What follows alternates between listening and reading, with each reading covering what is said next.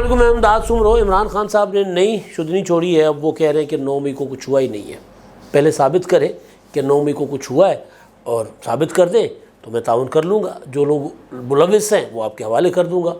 بتائیں پہلے کہیں جلاؤ گھیراؤ ہوا ہے، بتائیں کہ کتنی گاڑیاں جلائی گئی ہیں۔ ساتھ ہی آرمی چیف کے ساتھ مذاکرات کا جو عمران خان صاحب کی اپیل ہے، مطالبہ ہے، وہ بھی وہ دہرا رہے ہیں، سیاستدانوں کے ساتھ بیٹھنے سے انکاری ہے۔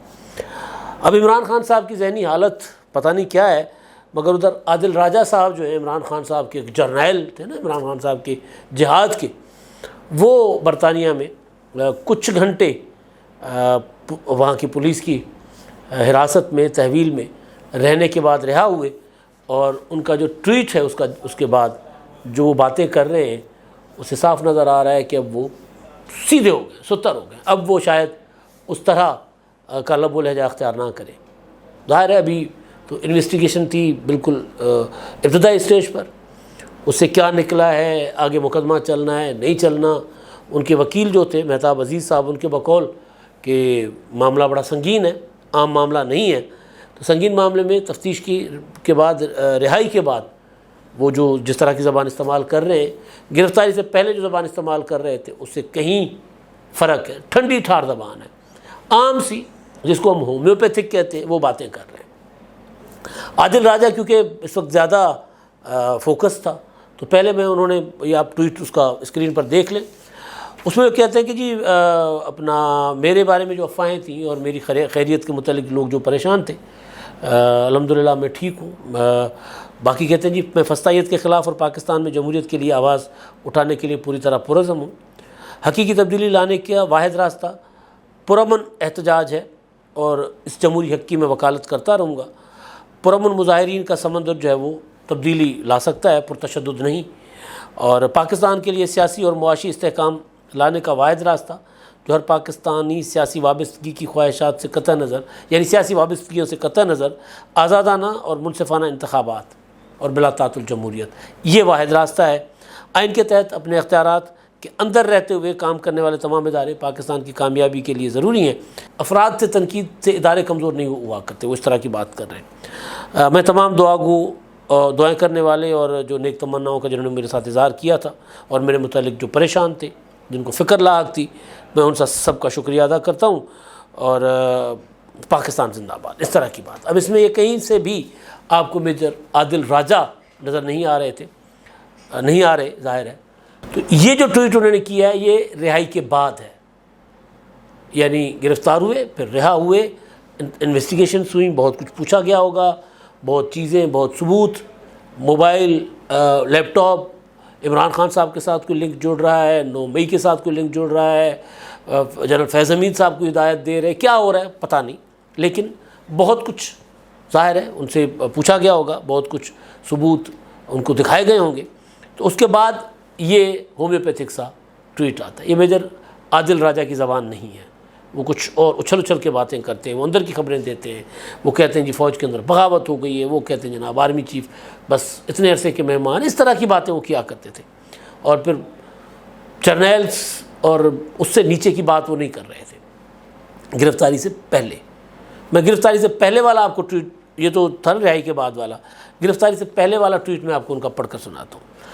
پاکستانی جرنیل افریقہ اور افغانستان کے جنگجوؤں سے بدتر ہیں، کم از کم وہ جو ہے وہ مہذب ہونے کا دکھاوا تو نہیں کرتے ہیں، یعنی جو افریقی اور افغانستان کے جنگجو ہیں وہ کم از کم مہذب ہونے کا دکھاوا تو نہیں کرتے۔ یہ ہے گرفتاری سے پہلے کا ٹویٹ، اور دوسرا تھا گرفتاری کے بعد کا۔ فرق آپ جان لیں کہ وہاں وہ فاشزم کی بات کر رہے ہیں، وہاں کہہ رہے ہیں جی پرامن جو ہے وہ جد و جہد، عوام کا حق، جمہوریت، اور پھر تو یہ وہی میجر عادل راجہ ہیں جو 9 مئی کو اپنے یوٹیوب چینل پر بیٹھ کر لوگوں کو انسٹرکشنز دے رہے تھے۔ انہوں نے بتایا کہ جناب فلاں افسر کا گھر کدھر ہے، فلاں افسر کا گھر کدھر ہے، ادھر پہنچو، جلاؤ گھیراؤ کر رہے تھے، لوگ توڑ پھوڑ کر رہے تھے، مگر ظاہر وہ برطانیہ ہے، وہاں پر تو ثبوت مانگے جائیں گے، وہاں پر تو چیزیں مانگی جائیں گی، کافی سارے مقدمات بقول ان کے وکیل کے سنگین معاملات ہیں۔ تو یہ ہوا ہے، ایک تو ستر ہو گئے بھی، بالکل سیدھے ہو گئے، بالکل، مطلب اب دیکھتے ہیں زیادہ دیر ظاہر اس طرح وہ رہ نہیں سکتے، کیونکہ جس طرح کی تربیت ہے، جس طرح کا پروپیگنڈا کرتے ہیں تو اس کے بغیر وہ ان کا چارہ نہیں ہے.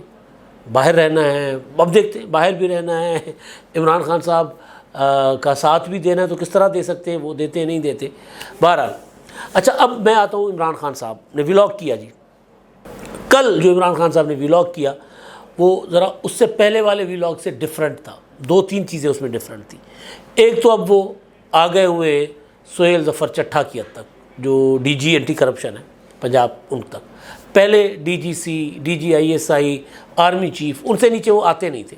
پھر ایک وقت ایسا بھی آیا کہ عمران خان صاحب ایک ایس ایچ او کی حد تک بھی آ گئے تھے. لیکن اب وہ کہہ رہے ہیں کہ جی سہیل ظفر چٹھا میں تمہیں نہیں چھوڑوں گا, میں نے تمہارے اوپر مقدمہ کرنا, میں بھی کروں گا, میری بہنیں بھی کریں گی. تم نے میری بہن کے اوپر جو 6 ارب روپے کی زمین سستی خریدنے کا جو الزام لگایا ہے وہ جھوٹا ہے. وہ جو پیسے اپنا جال سازی سے ڈاکومنٹس بنائے گئے نومبر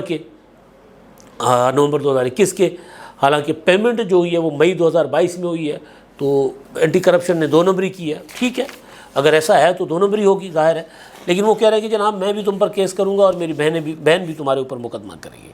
تو اب عمران خان صاحب ایک تو اس طرف آ گئے. دوسرا پھر ملٹری کورٹس کے اوپر آئے. انہوں نے کہا کہ جی ملٹری کورٹس اس لیے بنائی جا رہی ہیں کیونکہ عام عدالتوں میں ہمارے اوپر جو مقدمات ہیں وہ ثابت نہیں ہو سکتے, اس لیے ملٹری کورٹس. ٹھیک ہے, مجھے کوئی فرق نہیں پڑتا, ملٹری کورٹس میں ٹرائل کر دیں. لیکن اب کمال ہے نا عمران خان صاحب کا, کہتے ہیں لیکن پہلے ثابت تو کریں کہ 9 مئی کو کور کمانڈر ہاؤس جلا تھا. اب وہ سن لیں, ولاگ پڑا ہوا ہے. پہلے ثابت تو کریں 9 مئی کو کور کمانڈر ہاؤس جلا ہوا تھا. گاڑیاں جلی تھی, 8-10 گاڑیاں, کتنی گاڑیاں جلی تھی, 8-10 لوگ ہوں گے کرنے والے, ان کو پکڑے جا کے. آپ ثابت کریں یہ سارا کچھ ہوا ہے اور میں آپ کی مدد کرنے کو تیار ہوں.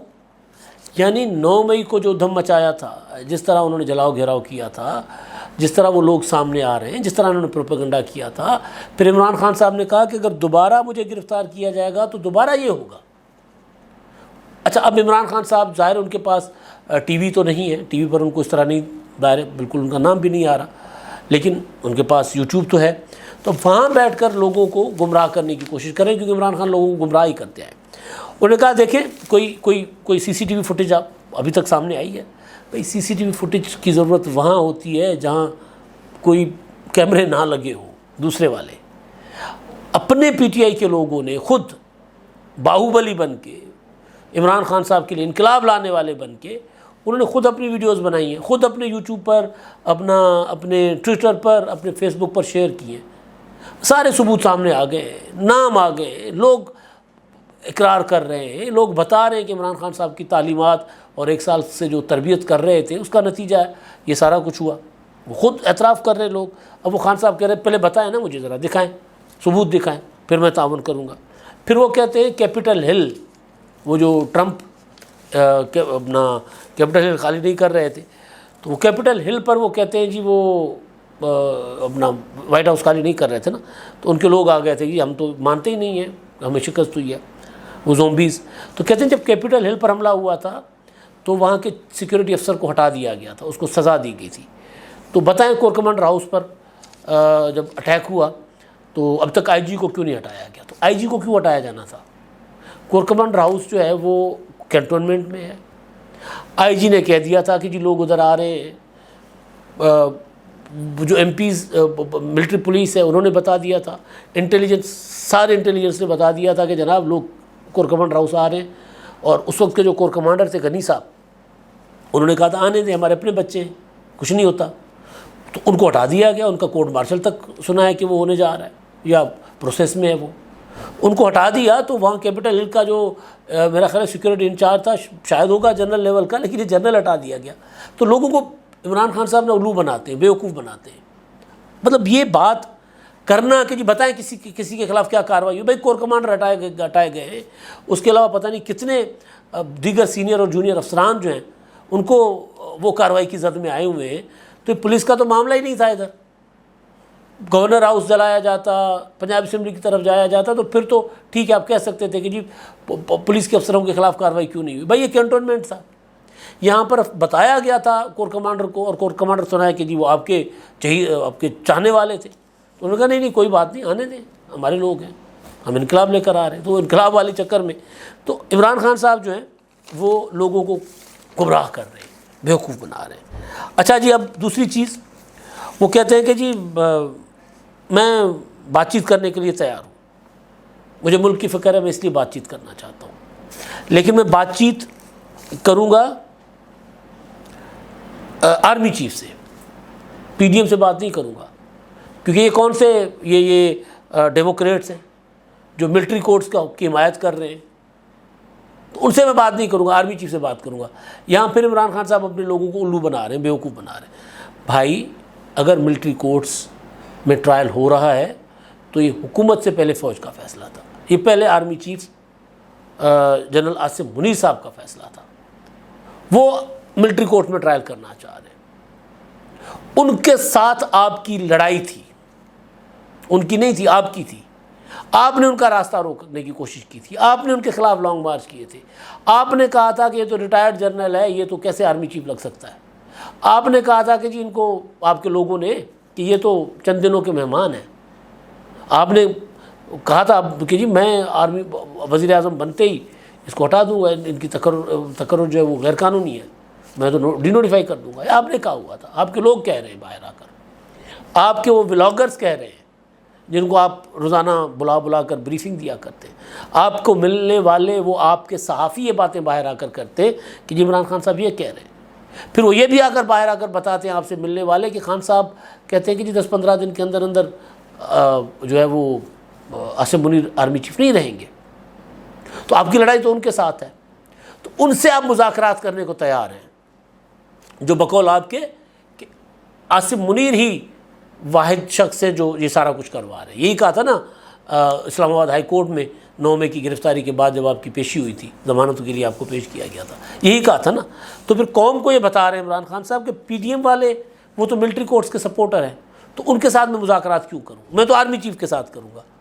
وہ بھائی آرمی چیف سے مذاکرات کر رہے ہو اور پی ڈی ایم سے نہیں کر رہے۔ عمران خان صاحب جب حکومت میں تھے تو اس وقت کی اپوزیشن کو بھی تسلیم نہیں کرتے تھے، کہتے تھے میں ان کے ساتھ مذاکرات نہیں کروں گا، قومی اسمبلی میں نہیں آتے تھے، سینٹ میں نہیں جاتے تھے، کہتے تھے کہ جی وہاں میں جاتا ہوں تو مجھے تقریر نہیں کرنے دی جاتی، میں چوروں اور ڈاکوؤں کے ساتھ کے سامنے بیٹھ کر اپنا کیا کروں گا وہاں۔ تو اب بھی وہی رویہ ہے، رسی جل گئی بل نہیں گیا۔ اور دوسرا یہ کہ اگر آپ کا مد مقابل، اگر آپ کی لڑائی یا آپ کو خود کہہ رہے ہیں عمران خان صاحب مجھے تہس نہس کرنا چاہتے ہیں، میری سیاست ختم کرنا چاہتے ہیں، تحریک انصاف کو ختم کرنا چاہتے ہیں، نئی نئی پارٹیاں بنانا چاہتے ہیں، تو اگر آپ ان کے اوپر یہ الزامات، یا پی ڈی ایم پر الزام نہیں لگا رہے عمران خان صاحب، الزامات سارے آرمی چیف پر لگا رہے ہیں، لیکن ملاقات کے لیے وقت آرمی چیف سے مانگ رہے ہیں، اپیل آرمی چیف کو کر رہے ہیں، ہاتھ آرمی چیف کو جوڑ رہے ہیں، تو آئین اور قانون کی تو بات نہ ہوئی۔ پھر خود عمران خان صاحب کی پرانی وہ نکال کر دیکھ لیں انٹرویوز، جب وزیر اعظم تھے وہ کہتے تھے کہ جی اپوزیشن کا کیا کام ہے کہ آرمی چیف سے ملاقات کریں، وہ کیوں ملتے ہیں آرمی چیف سے، ان کو نہیں ملنا چاہیے، اگر وہ مل رہے ہیں تو وہ سازش کر رہے ہیں، تو بھی آپ کیوں ملنا چاہتے ہو آرمی چیف سے، آپ کا تو کام نہیں ہے، آرمی چیف نے تو آپ کو انکار کر دیا تھا۔ جب general Asim Munir army chief بنے تھے اس وقت صدر مملکت کے ذریعے آپ نے بڑی کوشش کی تھی کہ وہ آپ سے ملاقات کریں، آپ کی ملاقات انہوں نے نہیں کی تھی، انہوں نے انکار کر دیا تھا، انہوں نے کہا جی میرا آپ کے ساتھ کوئی مسئلہ ہی نہیں ہے، آپ کو کوئی ایشوز ہیں تو وزیر اعظم کے پاس چلے جائیں۔ وزیر اعظم یہ پیغام باضابطہ دیا گیا تھا کہ جی آپ کے جو مسائل ہیں جا کر وزیر اعظم کے ساتھ مذاکرات کریں۔ پھر پریس کانفرنسز میں بھی D G I S P R نے یہی کہا کہ جی الیکشن کی بات عمران خان صاحب کہہ رہے ہیں، الیکشن جا کر حکومت سے مانگ لیں، ہم الیکشن دینے والے کون ہوتے ہیں۔ تو ابھی بھی عمران خان صاحب جو ہے ان میں اکڑ یہ ہے کہ جی میں نے سیاسی طبقے کے ساتھ کہ اس میں ان کے ساتھ نہیں بیٹھنا، میں نے آرمی چیف سے مذاکرات کرنی۔ جب آرمی چیف کی طرف سے انکار آ جاتا ہے تو پھر کیا کہتے ہیں کہ دیکھو پی ڈی ایم والوں، یہ جو میرے ساتھ کر رہے ہیں ظلم آپ کے ساتھ بھی ہوگا، مجھے ختم کرنے کے بعد یہ آپ کو ختم کریں گے۔ وہ تو بھائی کون سی بات آپ کی ٹھیک ہے، کس وقت کس کیفیت میں آپ ہوتے ہیں، کس آسمان پر ہو کر بات کر رہے ہوتے ہیں۔ ایک بات تو کریں نا، ایک دن کہتے ہیں پی ڈی ایم والے میں آپ کو کہہ رہا ہوں کہ یہ مجھے ختم کرنے کے بعد آپ کو ختم کریں گے، دوسرے دن کہتے ہیں کہ جی میں ان سے پی ڈی ایم والوں سے مذاکرات نہیں کروں گا، میں تو آرمی چیف سے مذاکرات کروں گا۔ کون سا آرمی چیف جو عمران خان کو ختم کرنے کے بعد پی ڈی ایم کو ختم کرے گا؟ بنیادی چیز یہ ہے کہ خان صاحب کا قصہ ختم ہو چکا ہوا ہے، نہ وہ سیاستدانوں میں رہے، نہ وہ کٹ پتلیوں میں رہے، نہ ادھر کے رہے نہ ادھر کے رہے۔ اس لیے بہکی سی باتیں کر رہے ہیں، اس طرح کی باتیں کر رہے ہیں۔ اب تک کے لیے اتنا ہی، اللہ حافظ۔